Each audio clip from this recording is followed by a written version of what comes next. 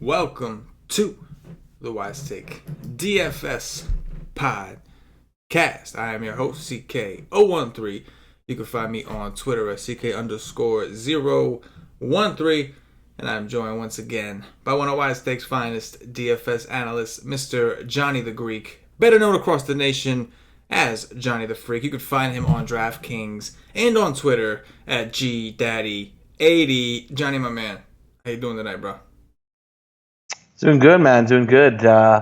We were on a lot of stuff. We hit a lot of stuff right today, and these pitchers definitely, all of them disappointed, which is a good thing. So still in the money, so that's good. But those hitters really let us down tonight. I think of all this great offense today, I don't think it all came through. So interesting night, but still profitable. Yeah, man. It's I know Paulie's having a good night. Shout out to Paulie. I think he's like 7th in the $100. He got a Max Muncy. That second Max Muncy home run was good, but then Clayton Richard gave up a cut. He should have been a lot higher. Clayton Richard just kind of fell apart. It doesn't look like too good of a night to me. I was doing okay until that last Clayton Richard inning, so probably not a good night for me. But it happens every once in a while. I guess you got to lose once in a while. So either way, all in all, I think that for the most part, we had some pretty good stuff on the show. Paulie had some pretty good stuff on the strategy session, obviously. And, we're going to keep this momentum going. We got an awesome two slate day on this awesome 4th of July, one of my favorite holidays. And I'm excited to break them down with you, Johnny. Obviously, just to let the nation know, we will be doing a Y stream tomorrow at about 5:30 p.m. Eastern for the main slate. And then for the early slate, Johnny and I got you covered with some articles. Johnny will be taking care of the cash games, as he does. And I'll take care of the GPP. We'll have an expert poll, all that good stuff. Basically treating it like as if it's a Saturday. But it's not a Saturday, it's a Wednesday. And it's one of the coolest Wednesdays we're going to have all year because it is the 4th of July. I'm super excited. Barbecues, extracurricular activities, depending on what it is that you like to do, whatever your vice is. And, of course, some DFS all day. Some baseball DFS all day. John, you like 4th of July, man? I do. I'm not a big fireworks guy, but I definitely like it. I'm a big fan of America, so I love this country. And it's so funny, military, all the military men and women out there that serve their country. Thank you for everything you guys do for us. But I'm a big supporter in that, and so I get so irritated when people come from another country and they always say my country, and they said no, you live here, this is your country. No disrespect to any other countries. My girlfriend's family's Russian. They're from Russia. But whenever anybody always says my country, I'm like, no, this is where you live. This is the best country. Because if it wasn't the best country, you wouldn't be here. And the great thing about this country, we can say anything we want, and we don't go to jail for it. So it's amazing. There you go, Johnny exercising his freedom of speech right there, amendment style right there. Exactly. I'm with it. Hey, listen, man. I was a military brat growing up. I spent 9 years of my life in Germany as a child. Not consistently. It was like 3 on, 3 off, 3 on. That's how it is for the military tours. My father was in the military, 20-some years, man. Made it all the way up to Command Sergeant Major. And as much as I had a great time in Germany, it's a great country, but there is nothing like the U.S. of A. And every time I was away from it, I missed it like crazy. And I'm glad. I am also very patriotic. I really am, man. National anthem, even regardless of playing sports or not, when I hear the national anthem, I get chills, man. I really do. It's one of my favorite songs, actually. I like all the America songs. They're all awesome. But I do, and I hate it when somebody butchers it. It does their own rendition of it. No, this is the way it's sung. Exactly. Patio Joe made me a little bit. But anyway, guys, I guess Johnny, me and you, let's go ahead and dive into this thing, man. I forgot to pull up tomorrow's games, but I got it right here. We'll start off this way. We're going to start off with this 7-game early slate. I think it's the same on both slates, if I'm not mistaken. No, FanDuel's doing FanDuel. What a shame. Are they doing this 8 o'clock game? No, they're not. But they're doing a 3. The early slate for them is only 3 games. It starts at 1, but it's only 3 games. They're breaking up in different slates again? They're doing that. They're just ignoring the rest of the games. They're ignoring all the 4 o'clocks. They're just ignoring all of them. What a shame, man. Are they? But did they put those in another slate? Because normally what they do is when there's a like 6 or 7 game slates. Yeah. They break them into like 3 2-game slates. I'm sure. I'm sure they will open up more contests for it, but it does look like they're breaking it up, which is disappointing. But on DraftKings, we have a 7-game early slate, I believe, and that's what we're gonna rock with for now. So Julio Teheran of those Atlanta Braves. Real quick question. On FanDuel tomorrow, they're not doing that Red Sox Washington game at 8:05 my time. Okay, all right. Cool. Those are on the all-day slates only. Luckily, awesome. That's early. Yes, that's very early. Yeah. Julio Teheran of the Atlanta Braves visiting CC Sabathia of the New York Yankees. Total here is 9.5. The Yankees minus 170 at home. 88 degrees, 54% humidity. It's going to be hot and humid in the Bronx. What do you got, Johnny? Yeah, let's see. We're going to New York here, and we got a nice little short porch. We got Julio Teheran, who's terrible, and he's going to pitch over here in Yankee Stadium, and there's some good lefties here. So checkmark lefties here. I love the Yankees lefties tomorrow. I think you could definitely take anybody in this lineup, though. You could take Judge or Stanton here too. Those are pretty good hitters here. Stanton hits righties pretty well, so I like all these guys here tomorrow. I'm going to prefer guys like Gardner, Hicks, and Bird. Some cheaper value there that are lefties that are good. Gleyber Torres has really been doing me right lately whenever I'm playing him. So I really like him at the bottom of the lineup. No one ever goes there because he's 9th. So I like that a lot in GPPs. And then on the other side here, maybe Ozzy Albies, Swanson. Maybe Acuna's okay. But depending on how the slate lays out, I might have some interest in CC Sabathia. Based on how everything works out for tomorrow. But I can definitely go there maybe. But just a couple of the righties here. And Freddie Freeman's a good bat. He's always in play. But I think that this slate's going to be a little different, kind of similar to today, where we're going to be searching for some pitching. So we'll see where we end up. Yeah, I don't know if I necessarily want to play CC against the Braves. The Braves have been pretty good against lefties this season, but I don't think I want to take too many Braves against him. I know it's a great hitting environment, but CC's done pretty good at limiting hard contact and not getting blown up too badly. The Yankees, though, definitely have interest there against Teheran. I think we all know that Teheran is not very good, and I think that the way the Yankees are definitely in play here. Didi Gregorius, Aaron Gardner, Brett Gardner, Aaron Judge, of course, he's been red hot. Aaron Hicks has been pretty hot. Even Greg Bird is in play here. So, I do like the Yankees tomorrow. Small park, very hot, very humid, good bump to bats. Let's rock with them bats. Next up, we've got, it was supposed to be Wilmer Font, but he's obviously on the 10-day DL. So I think, Johnny, you were telling me, Fantasy Labs doesn't have anybody there. You were telling me that you saw Matt Andrees. So we'll go with that for now, because if not, they're not going to know who it was anyway. Visiting Jose Urena of the Miami Marlins. Total in this game is not there because they don't know who the pitcher is just yet. But it is going to be about 90 degrees, 55% humidity. They did open that roof today, and we saw the balls flying out of that stadium. If they do it again, we could be looking at the same thing, but they don't always open the roof, so we're going to have to wait till tomorrow. In the meantime, Johnny, what are your thoughts here? Yeah, so I just want to let you know that my boy Andrelton Simmons just hit a home run, which is going to give me a sweat for later tonight in all those tournaments here, late night. Just giving you a heads up there, buddy. Looks like a good night for the nation, my friend. And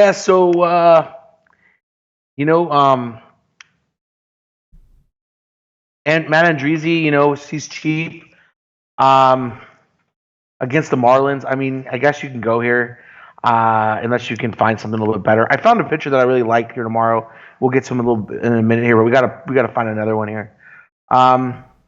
Jose Urena is a guy I don't think he's that bad of a pitcher. I typically like to play him when he's in the low to mid 5s, no more than that.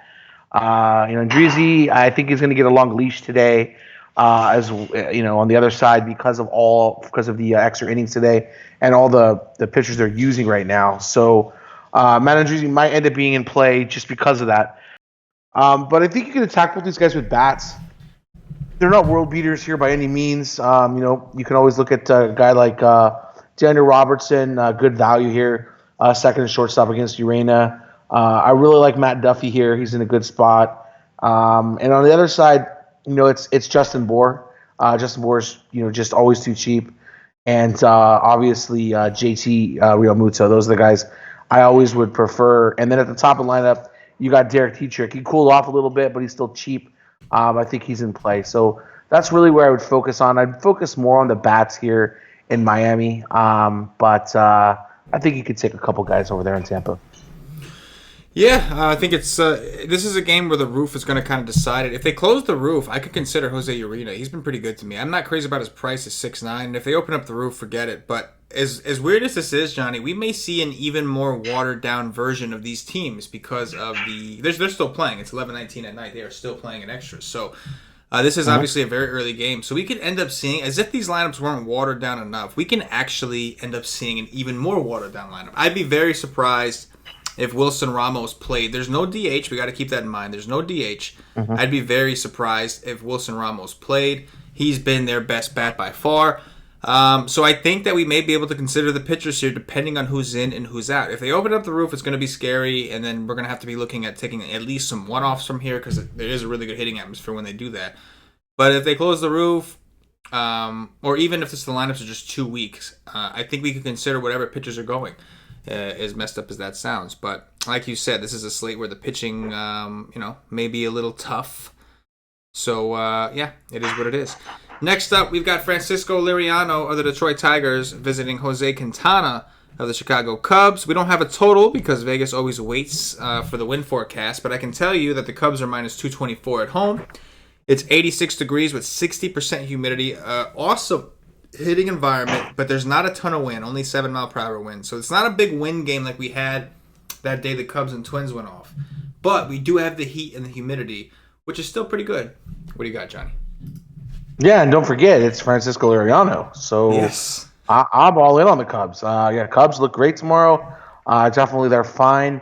Jose Quintana, I have a little bit of interest in him. I know Detroit hits lefties a little bit better, but this is just a really bad lineup right now. But I'm cheating right now, and I saw a couple pitchers down there, so I'm probably not going to go here. Probably not going to go to Liriano tomorrow.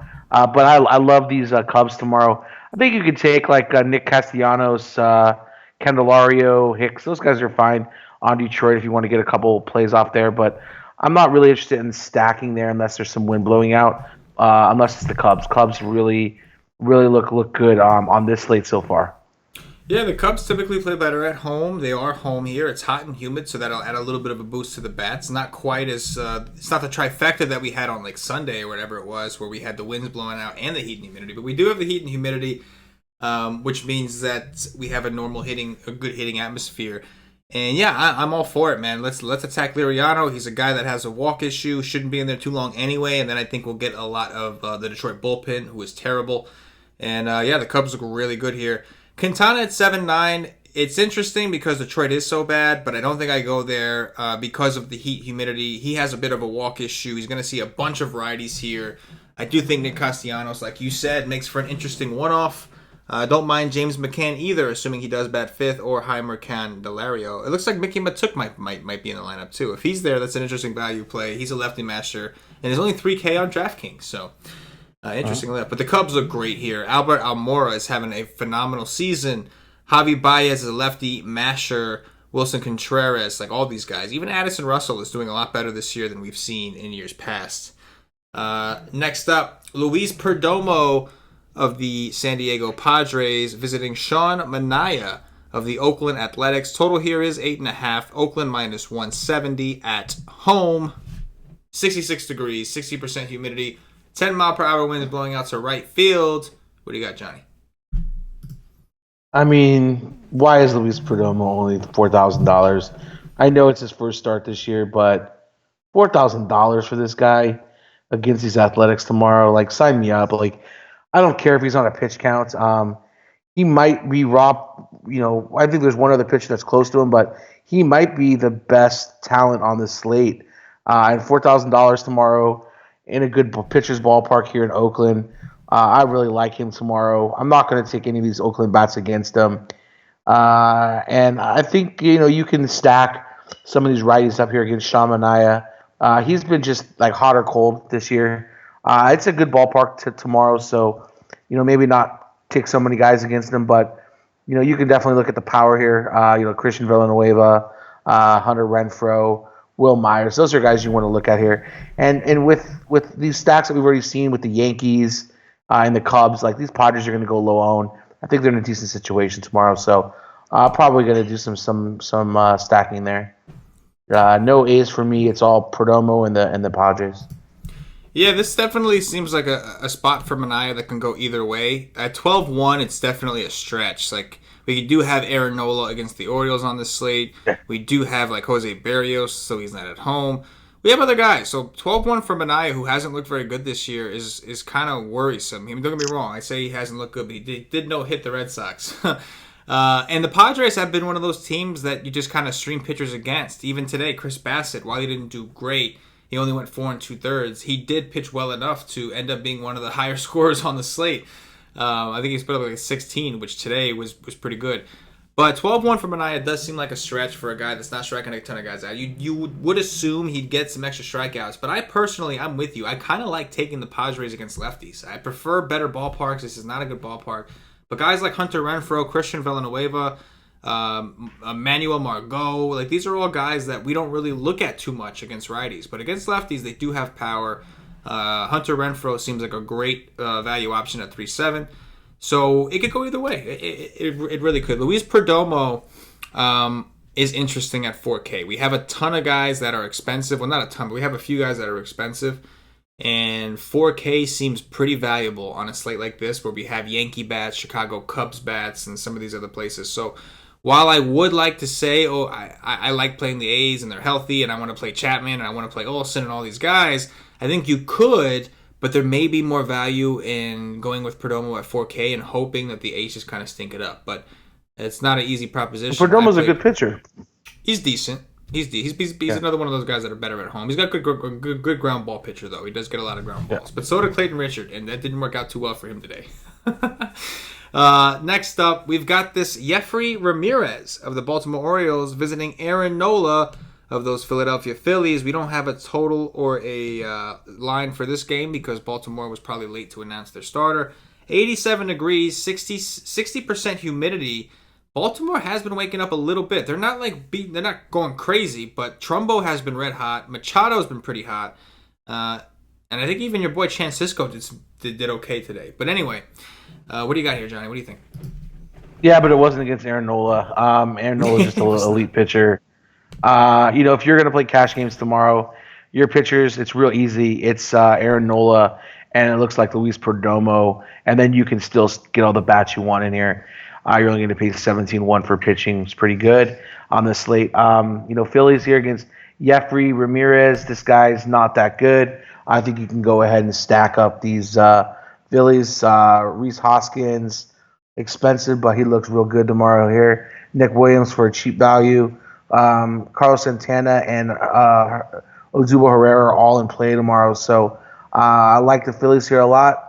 I'm not going to take any bats here against Aaron Nola, just too good of a pitcher. I understand that anybody can blow up at any time, but, on this slate, I think Nola is the best pitcher, so not going to go there. That's it for me. Yeah, Nola definitely, without a doubt, looks like the top arm on the slate. I know he's 13-1, but if you're playing some cheap options, it shouldn't be that big of a deal. It is hot and humid, but this may be a slate where the raw points kind of matter more. And we know that Nola has been dominant this year to righties, and that's just something that Baltimore is filled with.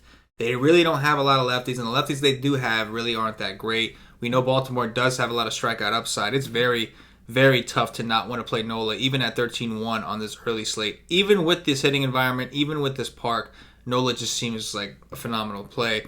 As far as Jeffrey Ramirez, so he's kind of interesting. So he put up a 15 in his last game, but he really didn't get a chance to pitch. I don't know why they pulled him. So his first start was June 13th against Boston. He got an 11. He went 4 1/3. Gave up a home run. Gave up 3 earned runs, but he did strike out 6 Red Sox, and he threw 97 pitches, which is feasible. Then he didn't start for another couple weeks. He played June 28th. He went 5 innings, but only threw 52 pitches. He put up a 15.5 against Seattle, which is decent. Even his 5.2 is going to be his price, but for some reason he only threw 52 pitches. I don't know if he got hurt or what. No, because he wasn't on a limit because he pitched the game in the minor leagues like 2 days before. He was going to just start the game.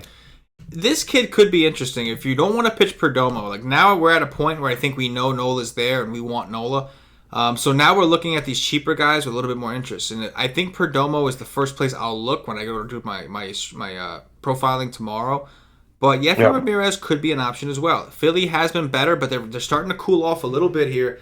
And, against Cobb, they were only to put up 3 runs against Cobb. And now they get the Yefry Ramirez kid, and we know Philly can strike out as well. So he's only 5'2". He's a maybe, but Nola definitely is the strong, absolutely so far. Next up, we got Jose Berrios of the Minnesota Twins visiting Chase Anderson of Cam's Milwaukee Brew Crew. Total here is 8.5. Milwaukee minus 105 at home. This game, 85 degrees, 67% humidity. It would be a nice time for them to open up the roof, but we don't know what they do in Milwaukee. We don't know what Cam's people do. What do you got here, Johnny? Yeah, so Berrios is much better at home than he is on the road. This is a little bit of an expensive price to pay tomorrow. Almost $12,000. I have no interest in Chase Anderson. I don't know why he's 7,200. He's terrible. I think we can look at the Twins bats here.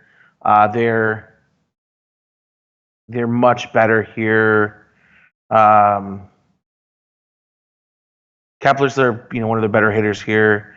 He's probably looking to bat 5th here, so I like that.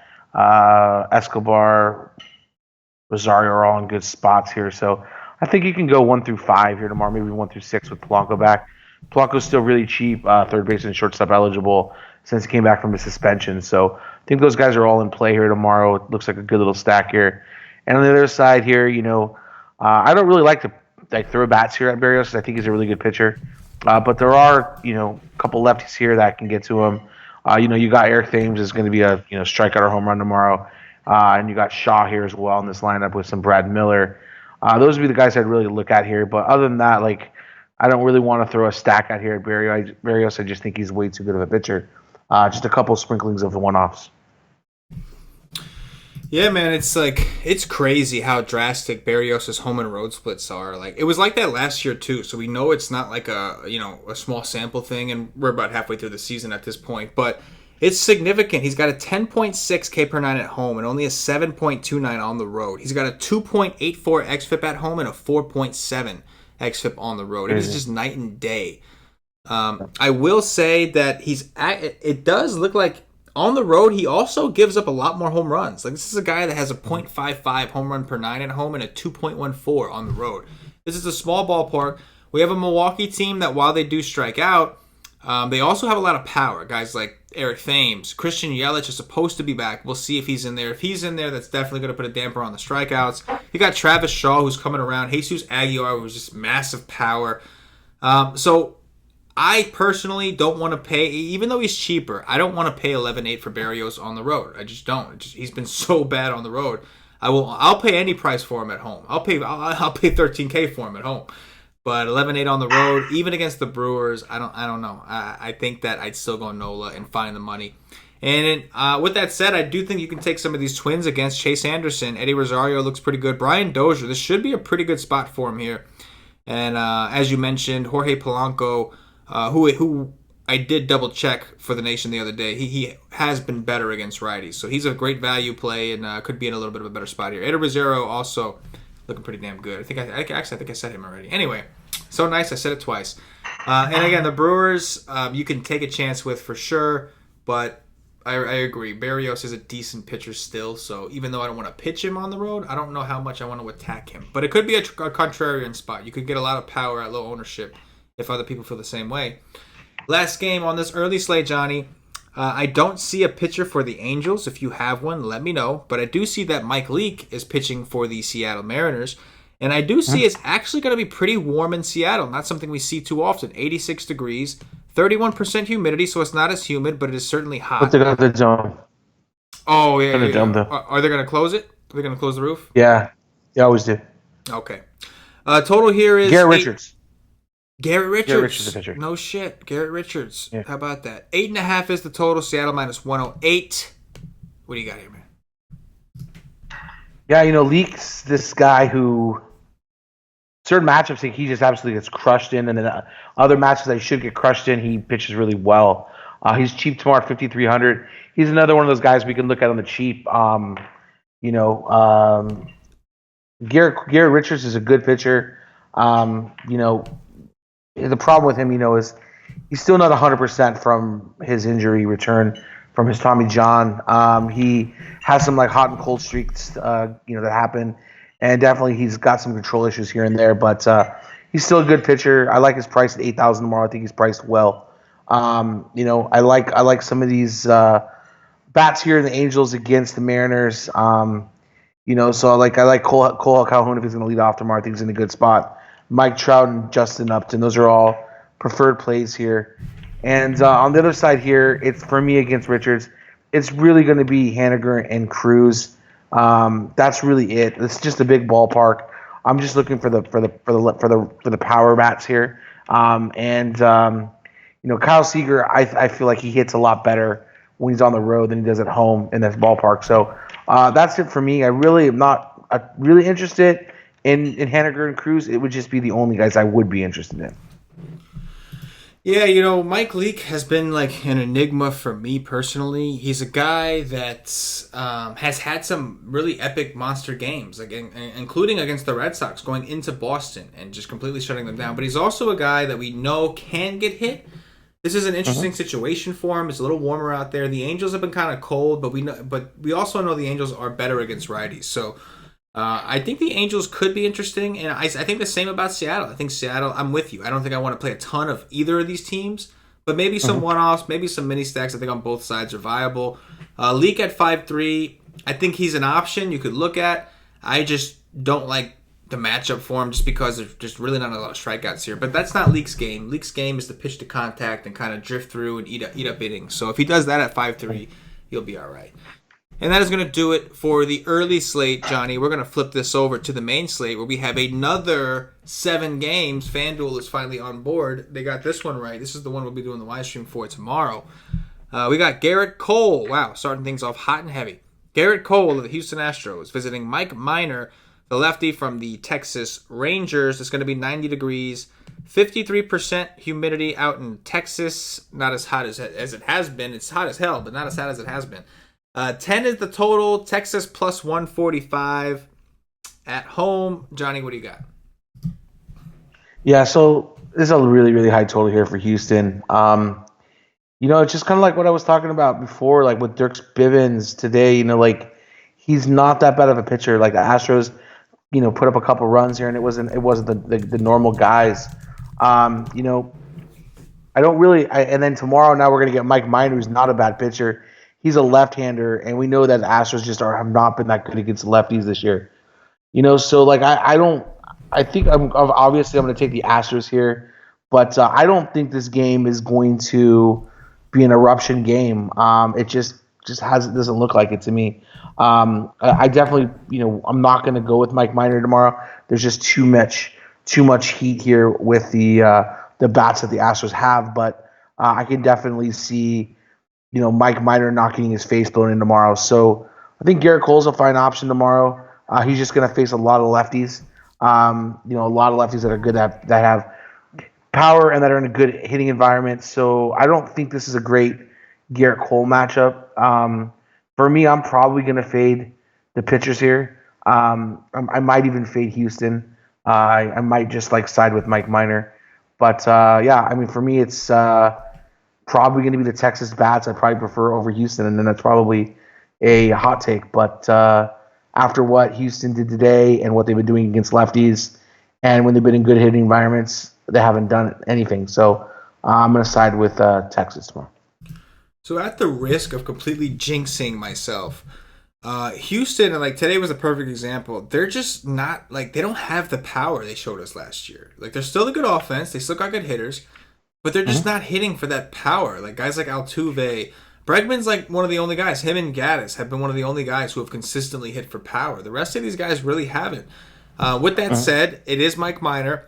The Astros are one of the top teams in WRC plus runs scored on the road, runs scored against lefties, but they're not really like an ISO leader. I think their team ISO against lefties is like 170, which isn't bad, but that's something that could be carried by a couple guys. You know what I'm saying? That's not something that like the whole team is tearing it up. So I agree. I don't think you have to go to Houston. They're very expensive. I don't think I want Garrett Cole either. The Rangers are a team I really don't love to pick on. If I do pick on the Rangers, I like it to be with lefties because all the guys I like to play from Texas are all left-handed. And so $13K for Garrett Cole, who really hasn't looked that dominant. Like, he's been good still, but he's kind of come back down to earth. It does seem kind of like maybe him and, what's his name, Verlander have kind of come back down to earth a little bit here. And it's a great hitting atmosphere. Another thing about Garrett Cole, he has a huge fly ball rate. He's a big-time fly ball pitcher. That ball can carry a little bit here. We're going to have some guys that strike out a lot, like Joey Gallo, but also have a lot of power. You got Mazzara, Chu, Beltre even, who's pretty good against righties. It's going to be tough for Cole to pay that off at $13K, I think. I do kind of lean towards some of these Texas bats. Even if it's not a full stack, I think I may want some because I do like Texas, and they have been hitting really well at home this year, so... On to the next. Corey Oswalt of the New York Mets. My New York Mets. This is a Mets hat. Somebody in the chat asked if this was a Giants hat. This is not a Giants hat. This is CK013, who is a Met fan. Even though my team is terrible, I'm still a Met fan, and I ride or die with my team. Boom, boom. Anyway, visiting Marcus Stroman of the Toronto Blue Jays. Total here is 9. Toronto minus 185 at home. 82 degrees, 54% humidity. We'll see if they open up the roof. They should. It seems like a nice day to open up the roof. What do you got, Johnny? Yes, we got Corey Oswalt, Roy Oswalt's nephew from Houston. The guy used to be a really good Houston pitcher. Yeah, you got him against Marcus Stroman. Marcus Stroman, what Marcus Stroman are we going to get tomorrow? I think, at 6,500, Stroman's in play. I don't think Corey Oswald's a bad pitcher, so I think you can look at both these guys tomorrow here, and I think Vegas is saying that Toronto is the line you want to go with, but I mean they're just not really good anymore. Like you take Donaldson out, now you lose Steve Pearce. Like it just isn't really a great lineup, So besides Teoscar Hernandez, like maybe Justin Smoke, I don't think I'll play anybody else there. I just don't really like it. And on the other side here, like I think you can go like with Nemo or Nemo. Bautista's been pretty hot. Conforto, you could take those guys here, but I really side with the pitching here. Like I think both these pitchers kind of intrigue me. I'm probably going to look more towards Marcus Stroman. I just think he's got more upside right now, but yeah, that's what I'm looking at. Yeah, I think Stroman is definitely going to garner some ownership. Since coming back from the DL, he's had 2 pretty decent games. One against the Angels, and then, of course, one against the Tigers, who have been one of the worst offenses in the league, especially the righties. He's going to have his hands more full as far as DFS. I think Stroman is in a good position for a good real-life game. But for DFS, it's going to be tough because I don't think he's going to get a ton of strikeouts. The Mets really don't strike out a ton against righties. But still, he is a ground ball pitcher typically. The Mets are a weak offense, though they were able to score a bunch of runs tonight. I think the guys, like you said, Batista for the revenge factor is fine, but Brandon Nimmo, Asdrubal Cabrera, Conforto are really the guys you want to stick with. Not huge on the Mets, to be honest. And for Corey Oswalt, my biggest issue is he hasn't really, since being in the majors, he hasn't thrown that many pitches. His last game, 59 pitches, 2.2 innings. That was against Miami. And then against St. Louis, that was back in April, 64. So I don't think he's going to go very deep. Which makes me believe that Toronto is in play. Toronto is going to get the Mets bullpen. It should be pretty much a bullpen game. And while it's not super exciting to play the Blue Jays, I can tell you that the Mets, the bullpen for the Mets right now is taxed. They blew another 5-run lead today. Wheeler looked good. Looked like he was going to definitely get the win. He left the game 6-1, and they ended up losing 8-6. So that's a testament to the Mets bullpen. Next up, Johnny, we've got Dylan Covey of the Chicago White Sox coming off a shellacking by the Texas Rangers, visiting Sal Romano, everybody's favorite cousin, of the Cincinnati Reds. Total in this game is 10. Cincinnati minus 177 at home, 93 degrees, 54% humidity. What do you got here? Yeah, so we pitched this. A lot of people pitched this Disclafani today, which is a much better pitcher than Sal Romano. And I think if you're going to go to Discofani today, I think that you could go back here to Sabramato today at 5,100. But I don't think I'm going to be able to do that. Not with this total. It looks like Abreu's going to get back in this lineup. Today, I think these two teams put up 20 points together, 20 runs. So I think it's going to be a fade on the pitchers for me. Scott Schebler looks like he's in the projected lineup to bat first again. And you got Barnhart. So you got two of the better bats here back in the Reds lineup. So I don't want to go against Covey. Covey's been a little bit better this year, but he's got shellacked a couple times lately. So gonna pass there. I just think I'm gonna go with definitely gonna side with the Reds here. They just have a lot of good players, little offensive players here. On the other side, it's really gonna be Yohan Moncada, Jose Abreu, and Avisail Garcia. They look good to me on paper. Those are the guys I would prefer on the White Sox side. I think both the offenses are in play tomorrow. Yeah, I mean, it seems like a great environment for hitting. I think some people may try to pitch Sal Romano because he is cheap and because he's had a couple decent games. The White Sox strike out a lot, but the White Sox do seem to be heating up. Mainly Avisail Garcia. I will say that if Jose Abreu was out, I still think that's a boost. Obviously, Palka went in there and hit 2 home runs, but we knew the risk we were taking on with Desclafani. We understand that he's coming back from injury. He's very inconsistent, very shaky. He looked good. He had like a couple bad innings, and that was it. But in between, he looked all right.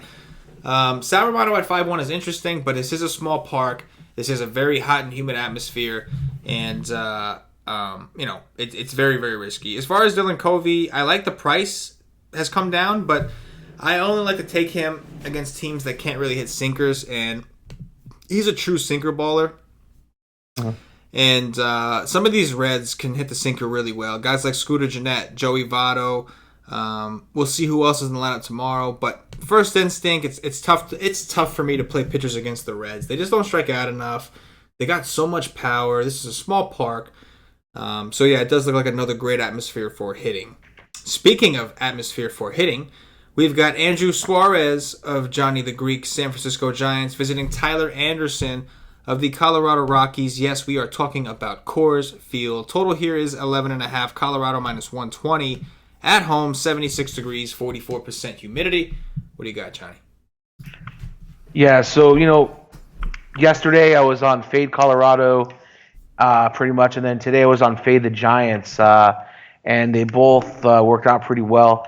The Giants, the Rockies fade would have been a little bit better if Giants bullpen just didn't suck really bad. But tomorrow, this is a play everybody game. These pitchers are bad. Suarez has actually pitched a good game here in Colorado in the past, but don't let that fool you. That was a day game. One of his first starts. I wouldn't use that as a favorable moment here. Definitely, I like the righties here a lot tomorrow. I like Arenado and Story a lot. Ian Desmond, even those guys are all in play. Chris Iannetta, whatever right-handed catcher makes the lineup here for Colorado, I like. And on the other side here, you have to play Yorkis Hernandez tomorrow. He's just too cheap. He's going to hit a home run again.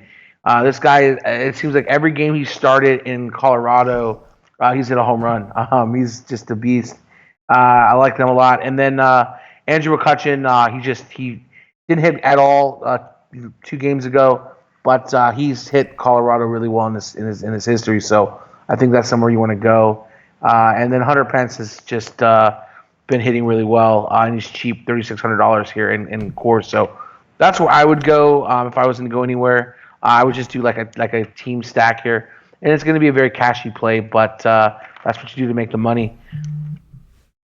Yeah, I anticipate these guys being pretty popular, but it looks like a decent spot. Yorkis Hernandez, as you said, he is very cheap in Coors. He should be leading off. He's done really well against lefties this season. He's also got a home run off Tyler Anderson already. Andrew McCutchen, we're all kind of waiting for him to do it, and I think he could here against Tyler Anderson as well. Buster Posey has a decent history out in Coors. And obviously, it's funny, Brandon Belt and Brandon Crawford are the 2 highest, most expensive players on San Francisco, and they're left-handed. And part of that is because they're 2 of the better left-handed hitters on the team against lefties. So I think they're in play. I really don't think too many people go there, but it is a big risk, obviously.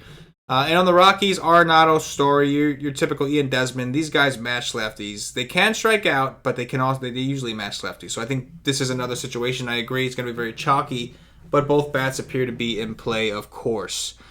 Next up, we've got Clay Holmes of the Pittsburgh Pirates visiting Rich Hill of the Los Angeles Dodgers, who have been red hot. Total here is 8. The Dodgers minus 210 at home. It's going to be 79 degrees, 45% humidity out in LA. Johnny, you guys got the life out there. It is always beautiful. What do you got? Yeah, so this is a weird time for a game here in LA. You're going to get the shadows in the first 3 innings. Just wanted to remind people that we don't do a lot of early weird games like this because of those shadows, and they are real. They're a real thing. Like if you're in that batter box, you cannot see the ball coming to you. So that's typically going to be I would say second, third, fourth inning is going to really be affecting there. So just keep that in mind. I don't know a lot about Clay Holmes. I got to do some research on him, but Rich Hill, Rich Hill looked better. It's really about what Dave Roberts is going to do with him. I think he's in a good price here at 8,700. He's a big favorite here against Pittsburgh. Dodgers have been red hot. You got another righty here in Clay Holmes. I don't know about him, but he's a righty. Dodgers crush righties.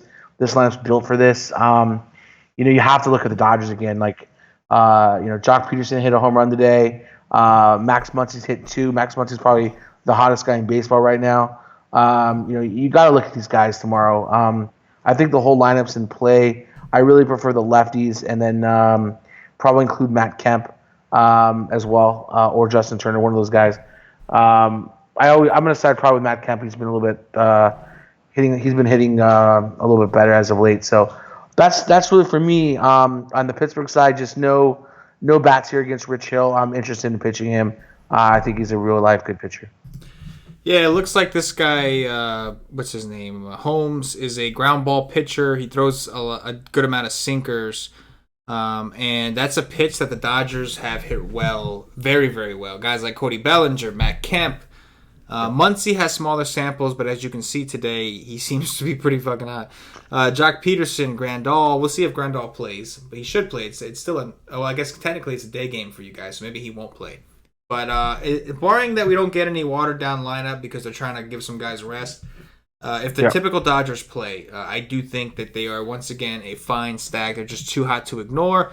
And at 8-7, it's a little scary, but the Pirates, while they don't strike out a ton, they're just not a very good offense. And I know they got the Kershaw, but I think we all kind of saw that coming. The Kershaw just hasn't been himself. So I think Rich Hill is an option. He's looked decent since coming back from injury. He's had a couple hiccups, but we know the upside is there. Went over against the Rockies and put up 28 points against them. So we know the upside's there.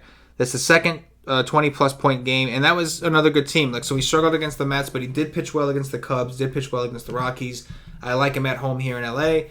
I like what you're saying about the shadows, too. I think Rich Hill is definitely an option if you're not looking to pay up for one of the top dogs. Speaking of top dogs, Trevor Bauer of the Cleveland Indians visiting Trevor Oaks of the Kansas City Royals. Total here is 9. Kansas City plus 200 at home. 95 degrees, 47% humidity. Another good hitting environment out in the large ballpark of Kansas City. What do you think, Johnny? Yeah, man. Boy, did Trevor Bauer have a bad outing last time out. Something I mentioned against at least Cleveland today a little bit. I really wasn't on Cleveland so much against Danny Duffy. They just don't put up runs here on the road. But again, they're in a better situation today with a righty on the mound here. I like these guys when they bat from the left side of the plate. I definitely like Lindor and Ramirez a lot better from the left side. So I think these guys are fine tomorrow. Bauer though at 13.6 is just so much, just so expensive. I think he's going to be fine in this matchup. I just think that there's some other alternative ways to go tomorrow. I don't know if I'll end up here at this price because there's so many good hitting environments, but I think he's going to be fine and safe. I don't think he's going to be the highest owned cash game pitcher tomorrow, but I think he's still definitely in play. Yeah, I think Mike Moustakas, I think, left the game early today. Excuse me. So if he's out tomorrow, that's definitely going to help a guy like Trevor Bauer. Bauer doesn't have the greatest history against Kansas City. Not that they've beat him up, but I think his highest DraftKings score was 27. But he's on a different level this year. He is 13-6. He makes life difficult, especially with cores and all these good hitting spots on here. But it does seem like, I know that these last couple days, the Royals have given these Cleveland pitchers a hard time. They were able to hit Bieber pretty good today. They were able to hit Kluber. But I do think Bauer is like on another level. So I do like Trevor Bauer, but I agree. The price at 13.6 is kind of tough. Like you really need to find a cheap SP2 that you're comfortable with. And there's no guarantee he hits the ceiling. But I do think he has a relatively high floor. This Trevor Oaks guy, I don't mind taking Indians. They are going to profile well, I'm sure. They're great hitters, but like you said, they just don't hit as well on the road. And typically when they do, it's never really the full stack that goes off, except for that one day in Oakland. It seems to be more so like one or two guys will probably hit a home run, and you got to play that game and trying to figure out who it's going to be. But obviously, it's hot, humid. I wouldn't be surprised to see Cleveland put up some runs here. Last game, Johnny, Miles Mikolas of the St. Louis Cardinals visiting Patrick Corbin of the Arizona Diamondbacks. Total here is 8, Arizona minus 145 at home. Roof should be closed because it's that time of year where it's just hot as balls in Arizona. What do you got? Hey, CK, quick question. Did you know if Paulie had Yasmani Grandal? I don't know. Why did he? Because he just hit a bomb. Did he? Yeah, he just bombed. I don't know if he. No, Paulie had Gomes, I think. I had Grandal though. So okay. Yeah, so he just hit a bomb. So just letting you know. So let's get into this game here real quick. So we're on the Cardinals, Arizona, the last game, right? Mikolas, Corbin. Yeah, I think Corbin's okay tomorrow. There's going to be a ton of righties that are going to come out here tomorrow, but Corbin's a good pitcher. He's just a different pitcher. I like him. The only guys that obviously are going to scare me, Jose Martinez, which is funny because he's actually better against righties, but he can definitely get there. He's got some power. Gorkis Hernandez, Jed Jorko tomorrow. Really, really good hitter here. If he's in this lineup and he's low and he's that cheap, I think he's a good option. But I definitely prefer Corbin here. And Mikolas is okay. I think he's a good, solid pitcher. He just doesn't have a lot of strikeout upside. I don't think I want to go there at all. And I really don't have a lot of interest in these Diamondbacks bats against him. I mean, you can look at Lamb, you can look at Pollock, Goldschmidt. I mean, there's a lot of good hitters here. But I just think Miles is just a pitch to contact kind of guy. It just really limits the damage. So probably not going to go to either pitcher. Probably going to just kind of write this game off in general. It looks kind of an ugly game. Yeah, I'm with you. I don't necessarily like to pitch Miles Mikolas at 9.5, but at the same time, I'm not too big on picking on him either. Of course, you can look at Goldie, you can look at Lamb, Peralta, Descalso, the typical guys. Maybe we can make a better case if Arizona rolls out their death squad lineup, which they do from time to time. They'll roll out just the absolute worst lineup, but it shouldn't be as often now that Pollock is back. And Patrick Corbin, he's 11-1. He's cheaper than the other two expensive guys. And whenever he's on a slate, I know it's the Cardinals, and the Cardinals have been giving these Diamondback pitchers a little bit of a hard time. But anytime you got Corbin going, man, the strikeout upside is just so immense. Like, he's got so much strikeout upside. You have to consider him, especially when he's cheaper than the other two options. So I think Corbin is definitely in play. And that is going to do it for the Wise Take game-by-game breakdown for both slates. At this time, I'm going to remind everybody, if you haven't already checked us out at wisetake.com, I don't know what you're waiting for. It's a great day to check us out. We're not doing a strategy session because we do have the two slates, but we do have two slates. That's the bright side. You will get the expert poll in the morning. You will get Johnny's Cash Game article, my GPP article. And then, of course, you'll get a second round of articles. We also have projections for those of you who like to do the MME. If you have an optimizer you use, you can actually download our projections and put them into your Opto and do what you guys to do. But on the main slate, we will have a Wise stream, 5:30 p.m. Eastern, where we actually break down the slate after we've done our research for the main slate. And same thing. Cash Game article from Mr. Johnny the Greek, GPP article from myself, the expert poll, all we do, whatever we can. Obviously, some of the guys might take off because it is 4th of July, barbecues and all that. I personally am going to be barbecuing the whole damn thing. I'm just going to be working in between. I'm just going to be doing what I'm doing because I can't stop. I just can't. I think Johnny's the same way. I think guys like us, we just can't stop. We can't help it. Thank God we're good at what we do because we would be straight degenerates if not. Am I Yes, I right? agree. Am I right? I agree. Uh, Like, I mean, it's so funny because we were talking about this when these little short slates happen. Like, I'm like, don't tell everybody, don't play 2 game slates, cash games. And what am I doing tonight? Playing yeah, way too much cash on a 2 game slate. there you go. That's done. That's what it is, dude. But We just love it. anyway, We just love it. that's it. Come rock with us, guys. The nation's hot, keeping the momentum going. Paulie D having himself a good night. No, Johnny sounds like he had another decent night. And I actually made it to the cash line with that grand all homer. So thank you for the good news, Johnny. That was cool. If Bellinger could do something, we might be in business. So let's If keep Bellinger it. can do something, I'm gonna win all the money on the late slate. Let's do it. Let's go, Belly. Yeah. Don't be a bastard. Come on, Belly. Yeah. He's not a bastard. He came through for me yesterday. He's good in my book. But I can use one more. Come on. Me and Johnny both need one more. Do it for us. Do it for us. Let's do it. But anyway, guys, appreciate you guys listening to us as always. Real quick, we'll do some top threes before we get up out of here. Rock with the Nation. I forgot to remind you guys. $2.50. That's a day pass. You want to get a day pass? You get both slates. $2.50. No excuses not to check us out in between your barbecuing. It's going to be tough for you to do some research. Be honest about it. You're going to have people nagging at you. You got to cook. You got to grill. You got to do all kinds of stuff. You're going to want to build those lineups quick. You can look at all of our shit right on your phone. And on the go, you can build yourself some lineups. Johnny, top 3 pitchers. We'll do the main slate. We'll leave out the early since we will be writing the articles anyway in the morning. As of right now for the main slate, who are your top 3 pitchers? Yeah, so the top 3 pitchers, I'll go back here. It's right now it looks like Perdomo. He's just so cheap. So I think like he's definitely in consideration. The other guy is going to be Aaron Nola. I think he's in consideration. And maybe Garrett Richards. It's either gonna be Garrett Richards or Leak for me. One of those guys look good. So one of those 2 guys. You did the early slate.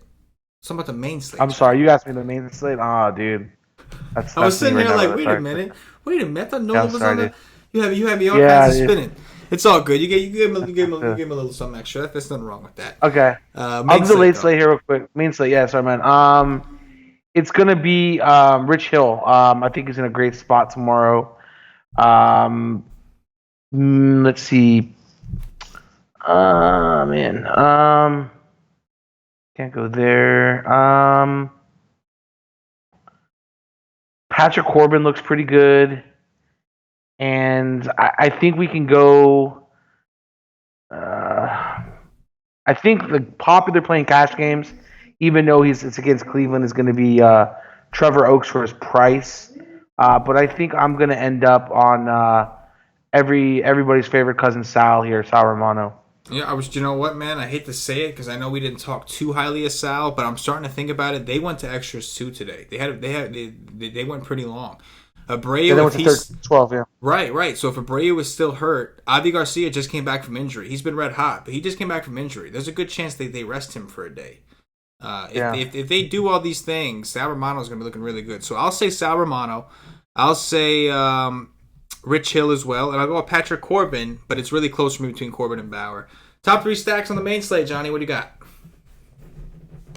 Yeah, so I'm just going to keep writing these Dodgers. They're just freaking red hot. So yeah, we're going to go there. And I'm not interested in just like I like this whole course field. I think a game stack is the way I would go tomorrow. I really like this game stack. Not at one side or the other, just game stack. And the Reds look really good tomorrow against Kobe, who just got absolutely blasted last time out here. So that's where I would end up as of right now. Yeah, man, I think the Dodgers, it's hard to get off of them. I don't like the shadow thing, but it's really hard to get off of them. The Reds against Covey, we know they hit the sinker. And then I'll go with the Blue Jays just because I know the Mets bullpen is going to be in there, and they are just disgusting. Hey, I could say it, man. I rep my team. I can talk shit about them all I want when they are bad. I'm honest. I'm an honest Met fan, and they are bad. Dong watch time, Johnny. Who's your first pick? Main slate, early slate. Main slate.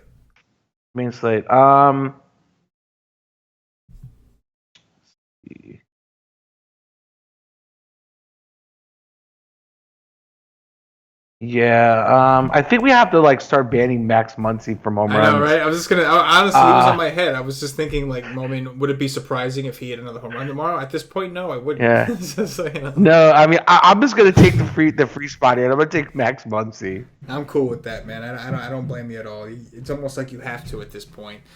Yeah. I will go with. I'm gonna go with Curtis Granderson. That's some of that. Okay. Yeah, anytime he's against a righty, Right. yeah, it's fine. That's some Scott Schebler leading off probably tomorrow again. If he's in the lineup, I like him. I like that call. I'm gonna go right back to my boy Cody Bellinger against Clay Holmes. Dodger theme, of course. Yeah, I like all those Dodgers right now, man. They're really heating up. This is the time last year where I just crushed it right before NFL season. Those last 3 months, I was just riding the Dodgers every day and just printing out money. I think the last guy I'm going to go to here is it's a risky play here, but I like it. I'm going to take Joey Gallo against Garrett Cole tomorrow. I like it, man. I do like the call. I will go with. I'll go with Shin-Shu Chu against Mr. Garrett Cole. I like that theme. I do think the Rangers are going to get the call a little bit there. They could be low owned. And that is going to do it, ladies and gentlemen, for the Wise Take DFS podcast. If you're watching on YouTube, please click that thumbs up. Subscribe to the channel. If you're watching on Facebook, give us a like and a share to support the Wise Take Nation.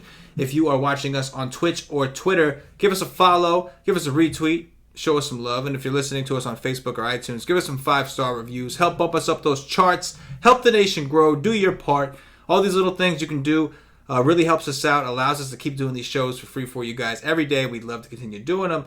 So all we ask in return is for you to show a little bit of love, whatever platform you use to watch us. Johnny, any closing thoughts before we get up out of here? We do got the Golf Wise stream coming up next. Yeah, I'm just going to throw this out there really quick.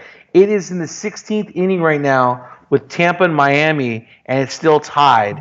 And they have an early game tomorrow. So just remember that this team tomorrow is going to be really hurting for pitching. So Andrius and Urena might be good options because they might just have long leashes. And you're probably going to see a really watered down lineup on both sides. Just throwing that out there. So I think both these guys are firmly in play tomorrow. That's a good point. Good call. It's 12:06 on the East Coast, and those guys are still going at it. For Johnny the Greek, for myself, the entire Wise Take Nation, let's stay hot. Let's make that money. If you're not a part of the premium, if you're not behind the premium paywall, you don't even know what you're missing. You're doing DFS wrong. You're making things way harder on yourselves than they have to be. But we are out. Good luck. Ship it.